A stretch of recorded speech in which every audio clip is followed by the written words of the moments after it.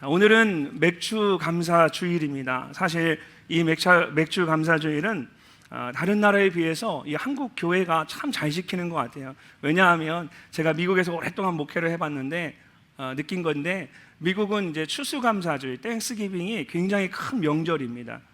그래서 땡스기빙은 아주 크게 지키는데, 미국에 있는 대부분의 교회들이 이 맥주감사주일은 잘 안 지켜요. 근데 제가 한국에 와 보니까 한국에 있는 교회들은 이 맥주감사주일을 잘 지키고 있더라고요. 아마 여러분들 중에도 추수감사주일을 지키고 있는데 굳이 또 맥주감사주일을 지켜야 할까, 이렇게 생각하시는 분들이 있을 겁니다. 그런데 여러분, 절기에 대한 성경 말씀들을 이렇게 살펴보면 추수감사주일은 추수감사주일대로 의미 있고 감사한 시간이고, 또 이 맥주감사주일은 맥주감사주일대로 은혜가 있고 의미 있고 중요한 절기인 것을 알 수가 있습니다. 자, 16절 말씀을 보시면 맥주절을 지키라 이렇게 말씀하고 있죠. 이 지키라는 말에는 celebrate, 축제와 같이 춤을 추며 축하하라는 의미가 담겨 있습니다. 그리고 이것을 명령형으로 말씀하고 있습니다. 이 말은 해도 되고 안 해도 된다라는 것이 아니라 꼭 지켜야만 한다라는 것입니다. 그것도 기쁨으로 축제와 같이 지켜야 합니다. 무엇보다 이 지킬지니라 이 말씀이 헬라어로 미완료 시제로 되어 있습니다. 한 번만 지키고 마는 것이 아니라 계속해서 지키라는 것입니다. 이처럼 하나님께서 이렇게 말씀하신 것이기 때문에 우리는 이 절기를 잘 지켜야 합니다. 그렇다면 여러분, 우리가 어떤 마음으로 어떻게 이 맥주절 절기를 잘 지켜야 할까요? 가장 먼저 우리는 이 맥주절을 지킬 때에 구원의 은혜로 인해 감사해야 합니다. 구원의 은혜로 인해 감사해야 합니다. 오늘 말씀을 보시면 너는 매년 3번 내게 절기를 지킬지니라 말씀하고 있습니다. 그러면서 무교병의 절기, 맥주절, 수장절, 이렇게 3가지 절기에 대해서 말씀합니다. 이 절기들은 지금도 유대인들이 가장 중요하게 여기는 3가지 큰 절기들입니다. 지난 11월에 추수감사주일까지 제가 4주 동안에 걸쳐서 레위기 23장의 말씀을 가지고 이 절기들에 대한 말씀들을 함께 나누었습니다. 작년 11월에 나눴는데 처음 듣는 것처럼 저렇게 바라보시면 제가 시험 봤습니다. 그날 이후로 등록하신 분들은 괜찮은데요, 다 기억하시죠? 그러리라 믿습니다. 여러분, 혹시 절기들에 대해서 자세히 알기를 원하시는 분들은 제가 오늘은 자세히 이야기하지 않겠지만 11월에, 작년 11월에 함께 나누었던 그 절기들에 대한 설교를 말씀을 들으시면 도움이 되실 겁니다. 자, 그럼에도 불구하고 이런 절기들에 있어서 우리가 꼭 기억해야 할 한 가지 중요한 사실이 있습니다. 레위기 23장을 보면 절기들에 대한 말씀이 이렇게 시작이 됩니다. 우리 함께 읽어보도록 하겠습니다. 이것이 너희가 그 정한 때에 성회로 공포할 여호와의 절기들이니라. 첫째 달 열 나흔 날 저녁은 여호와의 유월절이요. 아멘. 여러분, 이러한 절기들이 누구의 절기입니까? 여호와의 절기들이라, 여호와의 유월절이다. 하나님께서 정하신 절기들이고 하나님을 위한 절기들이라는 것입니다. 그렇기 때문에 이 절기들을 우리 마음대로 가볍게 여겨서는 안 됩니다. 내가 지키고 싶어서 지키고 내가 지키고 싶지 않으면 지키지 않는 그런 절기들이 아니라는 것입니다. 하나님께서 정하신 절기들이고 하나님을 위한 절기들이기 때문에 반드시 지켜야 하고 소중하게 여겨야 합니다. 나를 위한 절기들이 아니라 바로 하나님을 위한 절기들이라는 것을 꼭 기억해야 합니다. 오늘 말씀을 보면 이런 절기들 중에 가장 대표적인 3가지 절기만을 말하고 있습니다. 왜 그럴까요? 이 3가지 절기만, 왜 3가지 절기만 말씀하는 걸까요? 자, 가장 먼저 오늘 말씀을 보면 무교병의 절기에 대해 간략하게 말합니다. 15절 말씀 함께 읽어보겠습니다. 너는 무교병의 절기를 지키라. 내가 내게 명령한 대로 아비벌에 정한 때에 이랫동안 무교병을 먹을지니 이는 그 달에 내가 애굽에서 나왔음이라. 빈손으로 내 앞에 나오지 말지니라. 아멘. 자, 무교병의 절기라는 것은 무교절을 말하는 것입니다. 애굽에서 나왔습니다 라고 말하고 있는 것처럼 이 무교절은 애굽에서 나온 출애굽의 사건과 연결되어 있습니다. 이스라엘 백성들이 애굽에서 400년이 넘는 오랜 시간 동안 노예로 살고 있었을 때에 하나님께서 모세를 보내셔서 애굽에서 그들을 나오도록 하셨습니다. 애굽의 바로 왕이 그들을 놓아주려고 하지 않았지만 하나님께서 애굽에 10가지 재앙을 내리시면서 결국 그들을 놓아줄 수밖에 없었습니다. 그때의 10번째 재앙이 우리가 잘 알고 있는 것처럼 사람이든 짐승이든 첫 번째 태어난 것은 모두 죽는 장자의 죽음이었습니다. 그때 하나님께서 모세를 부르셔서 이스라엘 백성들로 하여금 어린 양을 잡아서 그 피를 집 앞의 문설주에 바르도록 했습니다. 장자의 죽음이 임해서 애굽 안에 있는 모든 짐승의 처음 난 것뿐만 아니라 바로 왕으로부터 해서 감옥에 있는 죄수의 장자들까지 모든 장자들이 다 죽을 때에 문설주에 어린 양의 피를 바른 이스라엘의 가족들은 아무도 죽지 않고 죽음이 그 집을 지나갔습니다. 그래서 그날을 넘어갔다라는 의미로 패스오버, 유월절이라고 말하는 것입니다. 하나님께서 그들의 생명을 지켜주셨습니다.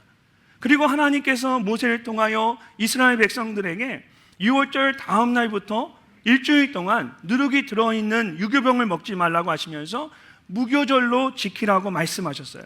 출애굽기 13장 3절 말씀 우리 함께 한번 읽어보겠습니다. 모세가 백성에게 이르되 너희는 애굽 곧 종되었던 집에서 나온 그날을 기념하여 유교병을 먹지 말라. 여호와께서 그 손의 권능으로 너희를 그곳에서 인도해 내셨음이니라. 아멘. 자, 이 말씀을 보시면 하나님께서 이스라엘 백성에게 유월절을 기념하기 위해서 누룩이 들어있는 유교병을 먹지 말라, 무교절을 지키라고 말씀하셨는데 왜 그렇게 하셨습니까? 여호와께서 그 손의 권능으로 너희를 그곳에서 인도해 내셨습니다. 그들이 애굽으로부터 나올 수 있었던 것은 누룩과 같은 인간적인 인위적인 것에 의한 것이 아니라 오직 하나님에 의한 것이다 라는 말입니다. 전적으로 하나님께서 그들을 구원하여 주신 것입니다. 그것을 기억하기 위해서 일주일간 아무것도, 사람이 넣는 아무것도 넣지 않은 무교병을 먹으라고 말씀하신 거예요. 이처럼 유월절과 무교절은 서로 나누어질 수 없는 하나의 절기입니다. 그리고 유대인들의 달력은 이 유월절로부터 시작이 됩니다. 오늘 본문 말씀을 보시면 무교병의 절기를 지키라고 하면서 아비벌의 정한 때에 라고 말하고 있죠. 이 아빕은 히브리어로 어린이사 또는 새로운이라는 뜻을 가진 단어입니다. 그래서 아비월이라는 말은 1월이라는 뜻입니다. 우리는 시간의 흐름을 따라서 한 해의 첫 시작을 1월이라고 말합니다. 그런데 유대인들은 이 유월절을 그들의 한 해의 첫 시작인 아비벌로 삼았다라는 겁니다. 왜 그럴까요? 그날이 그들이 하나님에 의해 종살이하던 애굽에서 해방된 구원의 날이었기 때문입니다. 우리는 시간의 흐름을 따라 한 해의 시작을 이야기하지만 이스라엘 사람들은 시간의 흐름이 아니라 구원의 날을 그들의 한 해의 첫 시작으로 여기고 있는 겁니다. 그 다음 이제 유월절을 지키고 무교절을 지키고 그리고 그 다음 지키는 절기가 맥추절과 수장절입니다. 자, 16절 말씀 함께 읽어보겠습니다. 맥추절을 지키라. 이는 내가 수고하여 밭에 뿌린 것에 첫 열매를 거둠이니라. 수장절을 지키라. 이는 내가 수고하여 이룬 것을 연말에 밭에서부터 거두어 저장함이니라. 아멘. 이스라엘은 곡식의 이삭이 자라기 시작하는 아비월의 14일을 유월절로 지키고 그 다음 날 15일부터 7일 동안을 무교절로 지킵니다. 그리고 그 다음 날부터 밀과 보리를 추수하기 시작하는데 그날을 초실절이라고 말합니다. 자, 이때부터 7주 동안 계속해서 밀과 보리를 추수하는데 그렇게 밀과 보리의 추수를 다 마치는 날을 맥추절이라고 합니다. 본문 말씀을 보면 이런 맥추절에 대해서 내가 수고하여 밭에 뿌린 것의 첫 열매를 거둠이라고 했는데 이것은 이스라엘 백성에게 아주 큰 의미가 있습니다. 유목민으로 양을 치면서 그들이 떠돌이 인생을 살았습니다. 그리고 애굽의 노예로 정말 오랜 시간 살았습니다. 그러다가 하나님에 의해서 애굽으로부터 구원을 받고 광야에서 40년을 보낸 후에 마침내 그들이 평생의 그 역사에 처음으로 가나안 땅에 정착을 하게 됩니다. 그리고 그곳에서 처음으로 수고하고 땀을 흘려 첫 열매를 거두게 되었어요. 그렇게 처음으로 땅에 정착해서 열매를 거두는 맥주절을 지킬 때에 여러분 그들에게 얼마나 큰 감동이 있었겠습니까? 그리고 이제 가을이 되어서 풍성한 과일들을 추수하게 되었습니다. 그것을 다 모아놓고 지킨 절기, 다 모았다 해서 수장절입니다. 오늘날 우리가 추수감사주일로 지키는 절기가 바로 이것입니다. 하나님께서 그들로 하여금 가나안 땅에 정착하게 하셨을 뿐만 아니라 이제 이 수장절은 풍성한 것을 거두도록 하나님이 하셨다라는 거예요. 얼마나 감사한 일입니까? 근데 여러분, 이렇게 절기를 지키라고 하는 본문 말씀에 나오는 이 무교절과 맥주절과 수장절이 가지고 있는 공통점이 있습니다. 그것이 무엇일까요? 그것은 하나님의 구원의 사건입니다. 하나님의 구원의 사건입니다. 출애굽을 하고 광야를 지나고 가나안 땅에 정착해서 추수하는 모든 과정이 이 이스라엘 백성에게는 하나의 큰 구원의 사건이었던 겁니다. 그래서 본문에 말씀하고 있는 이 무교절과 맥주절과 수장절은 사실 절기에 대한 말씀이 아니고 이것은 구원에 대한 말씀입니다. 하나님이 어떻게 그들을 구원하셨는지, 하나님이 그들을 어떻게 축복하셨는지, 하나님은 그들을 어떻게 정착하게 하셨는지, 구원의 그 전 과정이 그들이 지키는 그 절기들 안에 그대로 담겨져 있습니다. 그래서 이 말씀은 절기에 대한 말씀이 아니라 사실은 구원에 대한 말씀입니다. 그러므로 우리가 맥주절과 같은 절기를 지킬 때에 가장 먼저 기억해야 할 것이 무엇이겠습니까? 바로 구원의 은혜에 대한 감사입니다. 에베소서 2장 8절에서 바울은 너희는 그 은혜에 의하여 믿음으로 말미암아 구원을 받았다라고 말합니다. 우리는 다 하나님의 은혜로 구원을 받았습니다. 이것보다 더 감사한 일이 어디에 있겠습니까? 하박국 선지자가 무화과 나무가 무성하지 않고 포도나무에 열매가 없어도 감람나무에 소출이 없어도 외양간에 소가 없을지라도 나는 여호와로 말미암아 즐거워하며 무엇에 나의 구원의 하나님으로 인하여 나의 구원의 하나님으로 인하여 내가 기뻐하리라 고백한 것처럼 아무것도 없어도 여전히 우리에게 감사해야 하는 이유가 바로 이것입니다.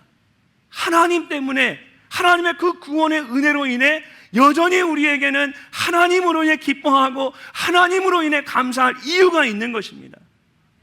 다른 어떤 것이 아니라 이런 구원의 하나님으로 인하여 감사하실 수 있는 여러분이 되시기를 주님의 이름으로 축복합니다. 두 번째로 우리는 믿음의 공동체인 교회로 인해 감사해야 합니다. 맥주감사주일은 개인적으로 하나님의 은혜에 대해 감사하는 절기이면서 동시에 공동체적으로는 믿음의 공동체인 교회로 인해 감사하는 절기가 되어야 합니다.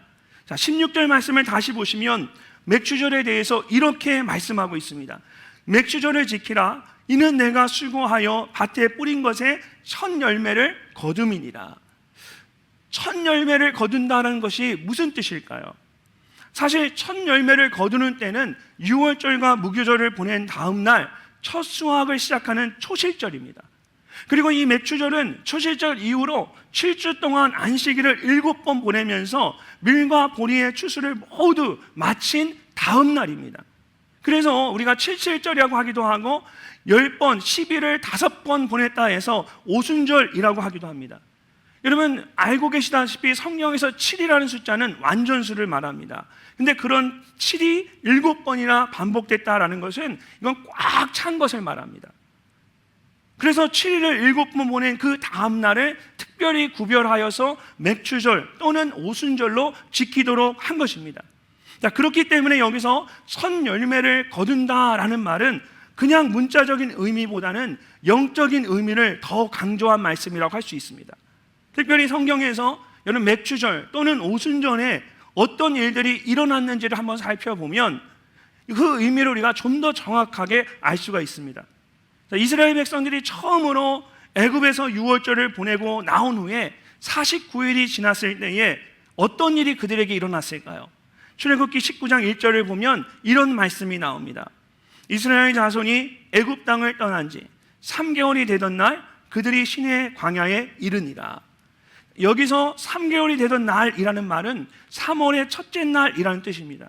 그러니까 유대인의 달력으로 6월절은 아비월 첫째 달 15일입니다. 그리고 일주일간의 무교절 기간이 지나고 이제 49일이 지난 3개월이 되었을 때에 이스라엘 백성들이 도착한 것이 시내산이었습니다.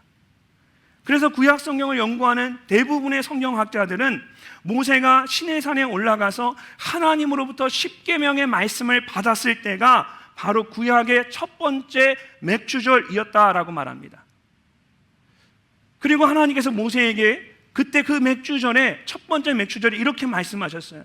너희가 내 말을 잘 듣고 내 언약을 지키면 너희는 모든 민족 중에서 내 소유가 되겠고 너희가 내게 대하여 제사장 나라가 되며 거룩한 백성이 되리라. 하나님께서 말씀을 주시면서 첫 번째 맥주절에 그들에게 말씀을 주시면서 그들로 하여금 하나님의 백성이 되게 하셨습니다. 그러므로 첫 번째 맥주절에 거둔 그 첫 열매는 무엇이겠습니까? 바로 이스라엘 백성들, 하나님의 나라, 하나님의 백성들입니다. 그들로 하여금 하나님의 백성이 되게 하셨어요. 그래서 구약의 첫 번째 맥주절은 이스라엘 백성들에게 아주 큰 의미가 있는 중요한 날입니다. 자, 그렇다면 신약에 와서는 어떨까요? 신약에 와서는 예수님께서 죽으시고 부활하셔서 제자들과 함께 계시다가 하늘로 승천하신 후에 첫 번째 맥주절에 어떤 일이 일어났습니까? 사도행전 2장을 보면 이렇게 말씀하십니다. 우리 함께 한번 읽어보겠습니다. 오순절 날이 이미 이름에 그들이 다 같이 한 곳에 모였더니 호련히 하늘로부터 급하고 강한 바람 같은 소리가 있어 그들이 앉은 온 집에 가득하며 마치 불의 혀처럼 갈라지는 것들이 그들에게 보여 각 사람 위에 하나씩 임하였더니 그들이 다 성령의 충만함을 받고 성령이 말하게 하심을 따라 다른 언어들로 말하기를 시작하니라. 아멘. 오순절 날이 이름에, 그러니까 맥주절이 되었다라는 거죠. 오순절과 맥주절은 서로 같은 말입니다. 예수님의 제자들이 마가의 다락방에서 함께 모여 기도하고 있는데 이 오순절 날에 그것에 강한 바람과 같고 불과 같은 성령이 임했습니다. 그리고 성령 충만한 가운데 그들이 나가서 복음을 전하기 시작했습니다. 그때부터 사람들이 모이고 믿음의 공동체를 이루기 시작했습니다. 여러분, 무엇에 대한 말씀입니까? 교회의 첫 시작에 대한 말씀이에요. 이 땅에 교회가 처음으로 태동한 날이 바로 맥주절인 오순절이었습니다. 그래서 맥주절은 믿음의 공동체인 교회의 첫 생일입니다. 하나님께서 성령 충만한 가운데 믿음의 공동체인 교회를 처음으로 이 땅 가운데 세우신 날입니다. 우리가 다른 건 다 잊어도 생일은 잊지 않습니다. 내가 이 땅에 태어난 날이 가장 중요하고 의미 있는 날이기 때문에, 가장 기쁜 날이기 때문에 이 생일을 잊지는 않습니다. 그렇다면 교회는 어떻습니까? 교회라는 믿음의 공동체가 없었다면 우리가 어떻게 이렇게 함께 예배하면서 하나님을 섬길 수 있겠습니까? 여러분, 어린 여자아이가 하나 있었습니다. 작은 단칸방에서 5 식구가 함께 살았고 어려운 집안 형편 때문에 아주 어려서부터 밥하고 빨래하는 이 집안일들을 다 도맡아 해야만 했습니다. 또 먹는 것이 부실해서 아침에 학교 가서 조회 시간이면 운동장에 서 있다가 픽픽 쓰러지기가 일쑤였습니다. 밥하고 빨래하느라고 제대로 배우고 공부할 수 없어서 다른 아이들보다 공부하는 것도 많이 뒤처져 있었습니다. 그러던 어느 날 친구를 따라 교회라는 곳에 처음 가게 되었습니다. 그곳에서 주일학교 선생님에게 처음으로 참 잘한다, 야, 너 참 잘한다, 처음으로 칭찬 듣고는 그때부터는 열심히 교회에 가기 시작했습니다. 자신감을 갖게 되었고 뭐든 열심히 하기 시작했습니다. 중학생이 되면서부터 주일학교 아이들을 가르치기 시작했고 성가대에서 찬양을 하기 시작했습니다. 그리고는 주의 종으로 소명을 받고 신학교에 입학했습니다. 그리고 좋은 남편 만나서 미국에 유학을 가고 그곳에서 공부도 하고 사역도 하며 감사한 삶을 살았습니다. 이 어린 여자아이가 누구일까요?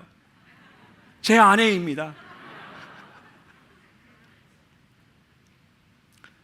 제 아내에게 교회는 천국과 같은 곳이었습니다. 누가 저희 아내에게 사모님 교회는 어떤 곳이에요? 라고 물으면 저희 아내는 늘 그렇게 이야기합니다. 제 인생 가운데 교회는 저에게 천국과 같은 곳이었습니다. 그래서 저희 아내는 정말 교회를 사랑합니다. 그의 인생의 전부였어요.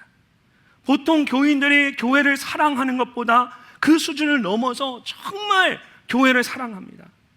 저는 가끔 교회라는 믿음의 공동체가 없었다면 제 아내의 인생이 어땠을까 생각해 봅니다. 앞이 깜깜합니다. 아무것도 보이지 않습니다. 주님의 핏값으로 사신 주의 몸된 교회가 있었기에 지금의 저의 아내가 있는 것이고 제가 있는 것이고 여러분이 있는 것입니다. 이처럼 교회는 주님께서 오순절인 맥주절에 첫 열매로 우리에게 주신 가장 귀한 선물입니다. 우리는 이 교회를 소중히 여겨야만 합니다. 여러분에게 나눠드린 그 감사헌금 봉투를 보시면 맥주감사주일 아래에 교회 사랑주일이라고 적혀 있습니다. 이런 맥주절은 교회의 생일입니다. 우리 교회만의 생일을 말하는 것이 아니라 이 땅에 있는 모든 교회들의 생일입니다. 주님께서 핏값으로 사신 교회가 얼마나 소중한 것인지를 알고 이 귀한 교회를 주신 것으로 인하여 하나님께 감사하실 수 있는 우리 모두가 되시기를 주님의 이름으로 축복합니다. 감사할 뿐만 아니라 여러분, 교회를 더 사랑하고 교회를 위해 더 기도하시는 여러분들 되시기를 주의 이름으로 권면합니다. 마지막으로 맥주절은 하나님께서 행하실 일로 인해서 감사하는 시간입니다. 보통 감사절은 하나님께서 행하신 일에 대해 감사하는 시간이에요. 맥주절도 마찬가지입니다. 기본적으로 밀과 보리의 추수를 다 마치고 한 해의 첫 열매를 거두게 하신 하나님께 감사하는 절기예요. 그런데 이 맥주절은 하나님께서 행하신 일에 대해 감사하는 것으로 멈추지 않습니다. 한 걸음 더 나아가서 하나님이 앞으로 행하실 일에 대해 믿음으로 감사하는 시간입니다. 자, 17절 말씀을 함께 읽어보겠습니다. 내 모든 남자는 매년 3번씩 주 여호와께 보일지니라. 아멘. 주 여호와께 보일지니라. 하나님께서는 오늘 말씀을 보면 절기를 지키라고 말씀하시면서 이상하게 또 보일지니라 이렇게 말씀하십니다. 이런 무엇을 보이라는 것일까요? 물론 하나님께 감사하면서 빈손으로 나오지 말고 힘써 하나님께 드리라는 의미이기도 합니다. 그러나 우리가 맥주절과 함께 깊이 생각해 보면 여기에 더 깊은 영적인 의미가 있다라는 것을 깨닫게 됩니다. 맥주절은 밀과 보리의 추수를 모두 마치고 한 해의 첫 수확에 대해서 감사하는 시간이에요. 그리고 이제 모든 과일과 채소를 재배하고 걷어들이는 아주 중요한 하반기의 추수의 시간을 기다리면서 그 시간을 시작하는 시간이에요. 이렇게 추수와 추수의 중간에 있는 이 맥주절은 추수한 것에 대해 감사하는 시간이기도 하지만 동시에 앞으로 추수할 것에 대해서 미리 감사하는 시간이기도 합니다. 그러므로 하나님께서 맥주절을 지키는 모든 사람에게 보기를 원하시는 것은 이미 주신 것에 대한 감사뿐만 아니라 앞으로 주실 것에 대한 믿음의 고백입니다. 행하실 일에 대해서 믿음으로 감사하는 것입니다. 하나님 그것을 보시기 원한다라는 거예요. 세계 2차 대전이 끝났을 때의 일입니다. 일본의 해군 장교였던 가와가미 기이치는 전쟁이 끝난 후에 고국으로 돌아와서 눈앞에 펼쳐진 현실에 차마 입을 다물 수가 없었습니다. 처참하게 변한 고국의 상황, 피폐해진 거리를 바라보면서 가슴이 무너져 내리는 것만 같았습니다. 그런데 그를 가장 괴롭게 만드는 것은 따로 있었습니다. 어디를 가나 군인들만 보면 저것들 때문에 우리가 패전했다, 저것들 때문에 우리가 이 꼴이 되었다 그러면서 손가락질하고 노려보는 사람들 때문에 그는 매일 분노와 좌절감에 시달려야 했습니다. 그런 고통의 세월을 보내다가 급기야 그는 심한 병을 얻게 되었습니다. 얼굴을 제외한 온몸이 마비되어서 마치 식물인간처럼 움직일 수 없게 된 것입니다. 그는 병원에서 정신과 의사의 진료를 받게 되었어요. 의사가 환자인 이 기이치에게 물었습니다. 기이치 선생님, 낫고 싶으세요?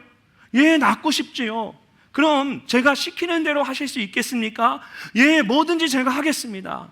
그럼 저를 따라 한번 해보세요. 감사합니다. 감사합니다. 매일 분노와 적개심으로 가득했던 기이치는 갑자기 감사합니다라고 말하려니까 이 입이 움직이지 않았어요. 오늘부터 이 감사합니다라는 말을 하루에 10,000번씩 하셔야 합니다. 감사하는 마음만이 당신의 그 마비된 몸을 치료해 줄 수 있습니다. 의사가 돌아간 후에 이 기이치는 병석에 누운 채로 자신의 병을 고치기 위해서라도 매일 감사합니다, 감사합니다 기계적으로 되뇌어야만 했습니다. 처음에는 그냥 병을 고치기 위해서 억지로 내뱉다시피 했습니다. 근데 시간이 지날수록 이 감사합니다라는 말이 진심으로 우러나오기 시작하는 것 같았어요. 분노와 좌절감으로 불편했던 상태가 사라지면서 마음 또한 평온하게 변화되기 시작했습니다. 그의 얼굴에 평온함이 찾아오고 행동도 점차 부드러워졌습니다. 가족들도 그의 변화에 기쁨을 감출 수가 없었습니다. 잔뜩 경직되고 우울했던 집안의 분위기가 한결 밝아졌습니다. 그러던 어느 날 이 막내 아들이 감나무에 홍시가 빨갛게 익은 것을 보고는 아버지에게 주고 싶어서 2개를 따서 아버지의 방문을 열었습니다. 아버지, 감 드세요. 그때 아버지 기이치가 감사합니다 하면서 자신도 모르게 손을 쭉 내민 거예요. 이럴 수가. 신비하게도 마비되어 꼼짝도 하지 않던 그 손이 움직이니까 그도 그의 아들도 눈이 휘둥그레졌습니다.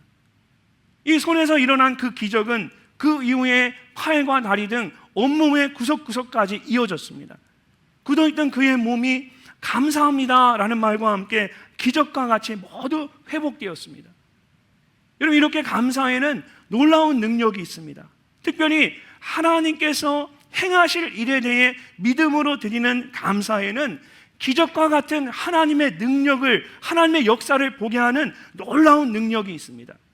요한복음 11장을 보면 죽은 나사로가 다시 살아나는 그런 놀라운 기적이 나옵니다. 그 말씀을 보면 나사로가 죽은 지 이미 나흘이 지나고 썩은 냄새가 나고 있었습니다. 사람들이 모두 슬퍼하며 울었고 예수님도 그 모습을 보고 성경을 보니까 비통히 여기고 불쌍히 여기셨다 합니다. 그리고는 사람들에게 나사로의 무덤을 막고 있는 돌을 옮기라고 말씀하시고 우리가 잘 아는 것처럼 큰 소리로 나사로야 일어나라 라고 부르시자 죽었던 나사로가 다시 살아났습니다. 자, 근데 우리는 이 큰 사건들을 보면서 그 사이에 있는 아주 정말 중요한 아주 작은 것을 놓칠 때가 있습니다. 예수님께서 나사로야 일어나라 말씀하시기 전에 무엇을 하셨는지 아십니까? 성경을 보면 이렇게 되어 있습니다. 돌을 옮겨 놓으니 예수께서 눈을 들어 우러러 보시고 이르시되 아버지여 내 말을 들으신 것을 감사하나이다.